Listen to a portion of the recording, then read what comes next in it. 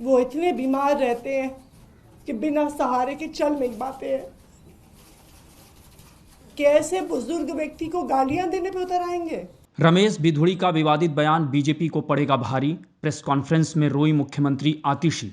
आतिशी बोली, मेरे पिता को रमेश बिधुड़ी ने दी गाली।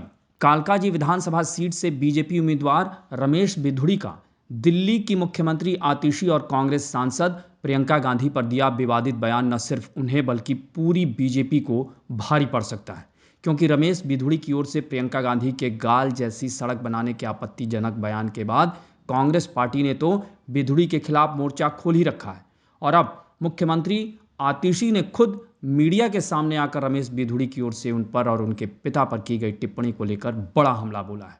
इस दौरान वो भावुक भी हो गई, रोने लगी। आतिशी ने क्या कहा, पहले उसे सुन लीजिए।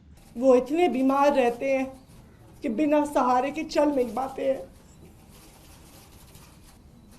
आप चुनाव के लिए इतनी घटिया हरकत करेंगे? कैसे बुजुर्ग व्यक्ति को गालियां देने पे उतर आएंगे? इस देश की राजनीति इतने घटिया स्तर पर गिर सकती है, मैं कभी सोच नहीं सकती थी। रमेश बिधुड़ी जी खुद दक्षिणी दिल्ली से 10 साल सांसद रहे, अपने काम पर वोट मांगे। मेरे बुजुर्ग पिताजी को गालियां देके वोट मांग रहे हैं वो। ये बहुत दुख की बात है। तो सुना आपने, आतिशी बोलते बोलते रो तो पड़ी ही। उन्होंने ये भी कहा कि रमेश बिधुड़ी ने उन्हें और उनके पिताजी को गाली देकर दिल्ली की जनता का अपमान किया है। वैसे भी देखा जाए तो इन दिनों आम आदमी पार्टी बीजेपी पर दिल्ली की महिला मुख्यमंत्री के अपमान का बार बार आरोप लगा रही थी। ऐसे में मानो रमेश बिधुड़ी ने उन्हें एक पुख्ता प्रमाण दे दिया हो। अंदाज़ा लगाइए कि इस बार के दिल्ली चुनाव में जब भ्रष्टाचार के आरोपों में घिरे अरविंद केजरीवाल अपनी सबसे मुश्किल लड़ाई में फंसे हैं और बीजेपी की ओर से प्रधानमंत्री मोदी और अमित शाह ने काफ़ी आक्रामक तरीके से बीजेपी की ओर से मोर्चा लेना भी शुरू ही किया था, कि तभी रमेश बिधुड़ी जैसे नेताओं की ओर से महिलाओं, खासकर महिला नेताओं पर ऐसी आपत्तिजनक टिप्पणी कहीं बीजेपी के लिए सेल्फ गोल न साबित हो जाए।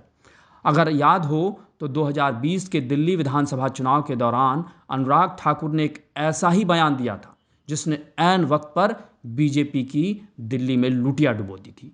ऐसे में बीजेपी ने इस बार रमेश बिधुड़ी जैसे बयानवीरों पर अगर नकेल नहीं कसी तो फिर सत्ता में वापसी का सपना कहीं सपना ही न रह जाए, क्योंकि बिधुड़ी पहले भी ऐसे बयान देते रहे। संसद में उन्होंने एक मुस्लिम सांसद को किस तरीके से अपमानित किया था उसे पूरी दुनिया को याद है। गौरतलब है कि रमेश बिधुड़ी ने कल वायनाड से कांग्रेस सांसद प्रियंका गांधी और दिल्ली के मुख्यमंत्री आतिशी को एक एक करके निशाना बनाया था और आपत्तिजनक टिप्पणी की थी। रमेश बिधुड़ी ने पहले कहा कि प्रियंका गांधी के गाल जैसी चिकनी सड़क वो दिल्ली में बना देंगे। फिर उन्होंने आतिशी के बारे में कहा कि आतिशी ने बाप बदल लिया, पहले ये मार लेना थी, अब सिंह हो गई।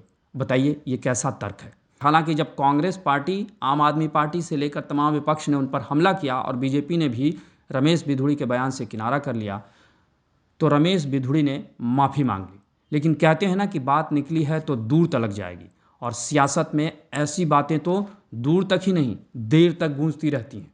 यानी दिल्ली में चुनाव की तारीखों का तो ऐलान नहीं हुआ है, लेकिन रमेश बिधुड़ी के इस बयान ने चुनावी जंग का ऐलान कर दिया है और अब बीजेपी के लिए ये बयान काफ़ी भारी पड़ सकता है और उसके लिए मुश्किल खड़ी कर सकती है। ऐसे में अब बीजेपी के जो बड़े नेता हैं उनको ऐसे नेताओं पर लगाम लगाना होगा, नकेल कसनी होगी। आपको हमारी रिपोर्ट कैसी लगी उसे कमेंट बॉक्स में ज़रूर बताएं और अन्य खबरों से अपडेट रहने के लिए बने रहें हमारे साथ, क्योंकि हम हैं बुलंद भारत टीवी, ताकत आपकी।